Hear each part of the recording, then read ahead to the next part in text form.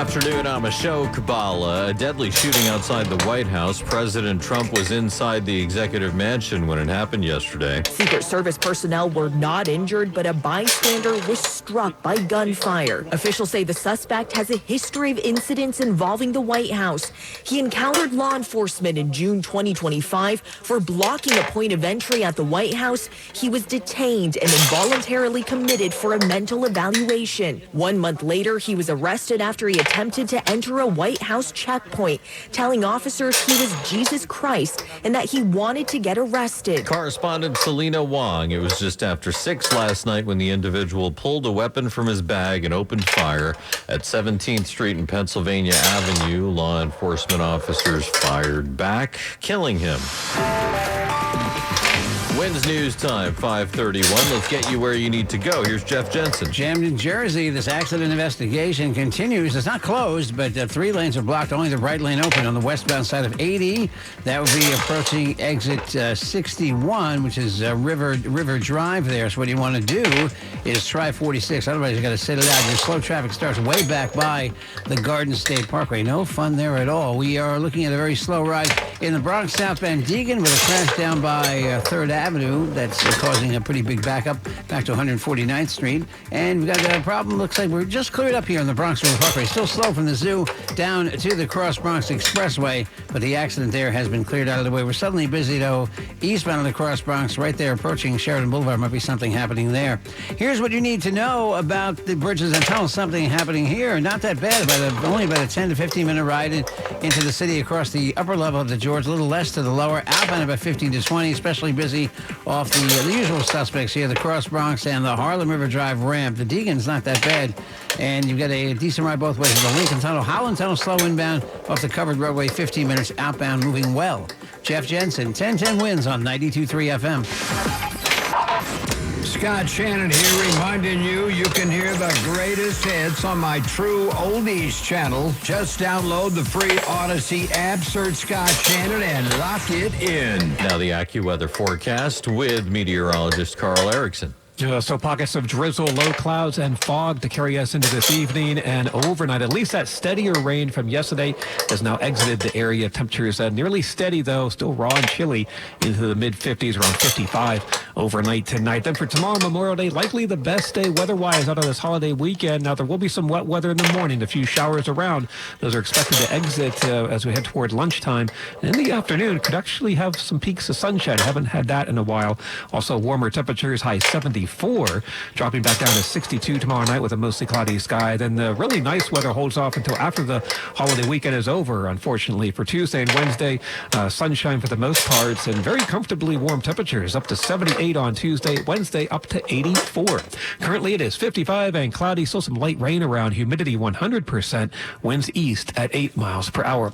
Repeating the current temperature, 55, and it'll be near our low tonight in Midtown. I'm AccuWeather meteorologist Carl Erickson on New York's weather station. 1010 wins on 92.3 FM. Russia confirms it has used an extremely powerful hypersonic missile in its latest attack on Kyiv this morning, demonstrating to the world that their war is far from over. Just hours after the U.S. Embassy issued the urgent security alert warning of a potential massive air attack, Russia launching one of the heaviest overnight attacks from the air, sea, and land, using hundreds of missiles and drones, including the powerful hypersonic Oreshnik ballistic missile, which is capable of carrying nuclear warheads. Lama Hassan reporting a suicide bombing in southwest Pakistan killed at least 23 and injures more than 70 others. Officials say a bomber detonated an explosives-packed vehicle near railroad tracks. The blast overturned 2 train cars and sparked a fire, sending thick black smoke into the air. It damaged several buildings nearby and destroyed more than a dozen vehicles. Hospitals declared a medical emergency. Doctors say at least 20 people are critical. The outlawed Balak Liberation Army claimed responsibility, saying it targeted security personnel on a train. Pakistani leaders condemned the attack, calling it terrorism and vowing to hunt down those responsible. Climbing Mount Everest, seen by many as a once-in-a-lifetime experience, but one mountain guide named Kenton Cool has now made the trek 20 times. And it seems it never gets old for Cool, posting this to his Instagram. I stood on top of Everest for the 20th time, and it was absolutely amazing. We were there before sunrise, but as we came down towards the South Summit, we were greeted with one of the best sunrises I've ever seen. Cool was among hundreds of climbers who reached the summit recently despite delays caused by dangerous conditions. A record 274 climbers scaled the peak Wednesday. Cool believes the focus should be on climbers' experience rather than limiting numbers. I'm Julie Walker. Daniel Radcliffe could be at a big party right now. We'll tell you why next in 1010 Wins Entertainment. 1010 Wins Entertainment, Daniel Radcliffe taking his final Broadway bow this afternoon. His Tony-nominated play Every Brilliant Thing just wrapped its final performance at the Hudson Theater. I cried so much as I was getting to the end of it the first time, and also cried in the middle at things that were not, like there's a sadness to some parts of this play, but there's also such intense joy that this play finds in the world and in life as we sort of find it on a daily basis. Radcliffe is now nominated for Best Leading Actor in a Play. The production itself is also up for Best Revival of a Play at this year's Tonys, June 7th at Radio City. Every Brilliant Thing tells the story of a man coping with depression and family struggles by creating a list of all the things that make life worth living. Taking over the role next week, Mariska Hargitay. Your city, your station, in your pocket. Take 1010 Wins everywhere. Download the free Odyssey app. The News Watch never stops. This is 1010 Wins on 92.3 FM. You give us 22 minutes, we'll give you the world. Little drizzle, 55 degrees. It's 5:40. Good afternoon. I'm Ashok Kabbalah. Here's what's happening. Wouldn't it be nice to see some sun tomorrow for Memorial Day? We'll get the latest from AccuWeather. The Trump administration says an agreement with Iran to end the war and reopen the Strait of Hormuz is on the verge of being made official. New Jersey lawmakers demanding changes at an ICE detention facility after days of protests and an oversight visit. You have a pregnant woman there. You have a woman who suffered a miscarriage in there. If you've been concerned about THC products in your luggage, the TSA is basically saying they don't care. Agents are looking for weapons and explosives, not your gummies. Rob Bass has lost his cancer battle. The rapper was 59. The Yanks shut out the Rays. The Mets were shut out by the Marlins. Wins news time, 5:41. Let's get you where you need to go. Here's Jeff Jensen. It's a slow ride in the Bronx. It's a southbound crash in the Deacon right around 138th Street. At least one lane is knocked out of service there. Busy on the southbound Harlem River Drive, headed down toward the RFK Bridge. That's all because of the long-term work that forces you into only one lane.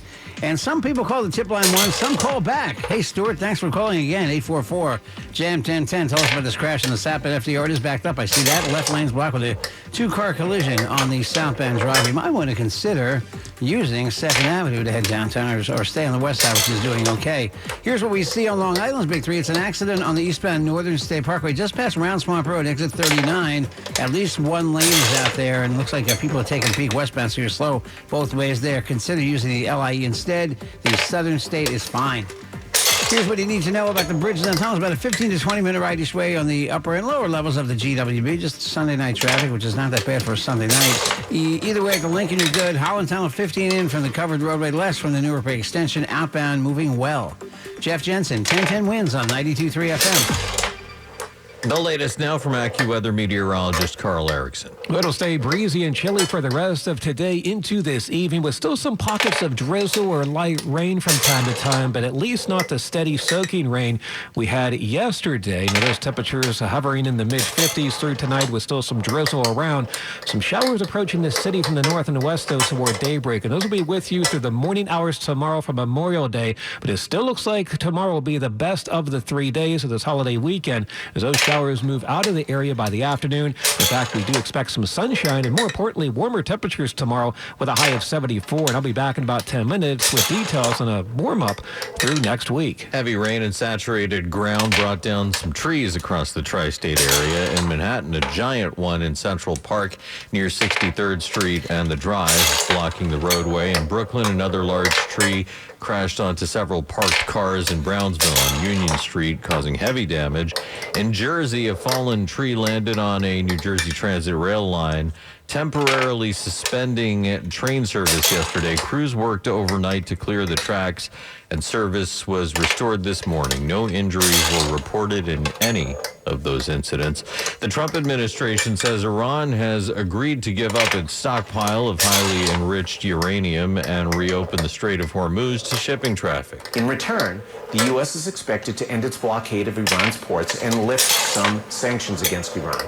The deal does not appear to end Iran's support for proxy groups across the region or halt its ballistic missile program. That would fall short of the goals set out by Israel when it launched this war with the U.S. back in February. Joe Fetterman reporting. New Jersey lawmakers are demanding changes at the Delaney Hall ICE detention facility in Newark following an oversight visit and days of protests outside the center.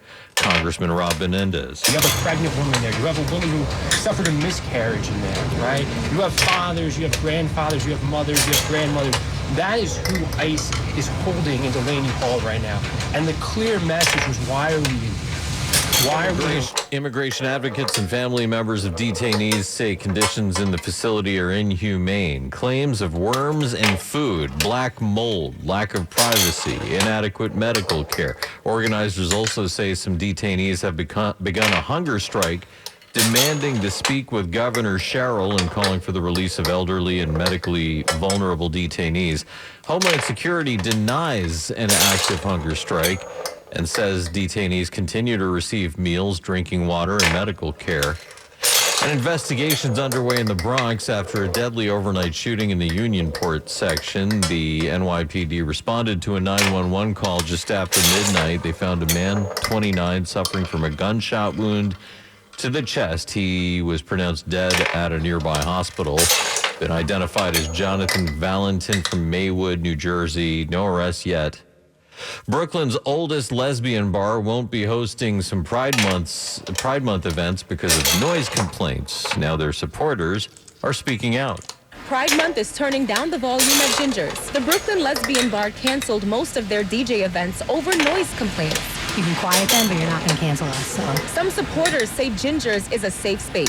You moved into a town that you knew that this was the town that is going to uplift gay voices and diversity, and that's on you. Brooklyn Borough President Antonio Reynoso tweeting the cancellations are part of a bigger problem, saying cultural spaces and community celebrations are being pushed out. Because we look forward to these events all the time, the community is changing way too much. The bar says some Pride celebrations are still on. Shanice Archer, 1010 Wins on 92.3 FM in Park Slope. Some bipartisan opposition has emerged against the Trump administration's fund for allies who say they were wrongly targeted by the government. New York Democrat Tom Suozzi tells ABC the so-called weaponization fund is a misplaced priority. Especially in the context of all the problems Americans are facing with the cost of living. They don't want to see a $1.8 billion fund to pay people that beat up cops. People involved in the January 6th attack could apply for compensation. Congressman Suozzi has introduced a bipartisan bill to block the fund, along with Pennsylvania Republican Brian Fitzpatrick, who said it bypasses Congress. Asked if fellow Republicans will go along. A lot of them tell me they support it. We'll see how many actually,